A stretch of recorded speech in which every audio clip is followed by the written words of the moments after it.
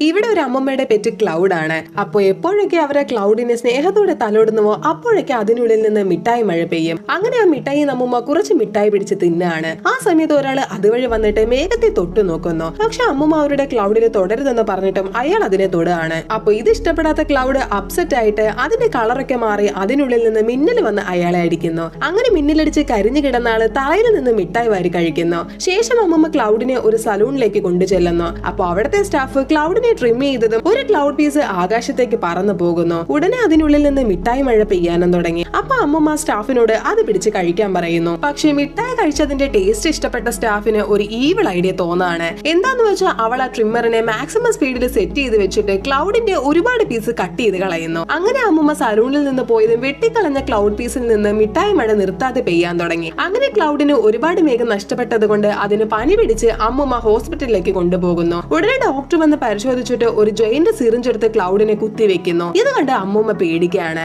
പക്ഷെ ഇഞ്ചക്ഷൻ കൊടുത്ത കുറച്ച് സമയത്തിലെ ക്ലൗഡിന്റെ അസുഖമൊക്കെ മാറി അതിന്റെ കളറെല്ലാം നോർമലായി ആകാശത്തേക്ക് പറക്കാൻ തുടങ്ങി. എന്നിട്ട് ഡോക്ടറോട് നന്ദി സൂചകമായി വീണ്ടും മിഠായി മഴ പെയ്യിക്കുന്നു.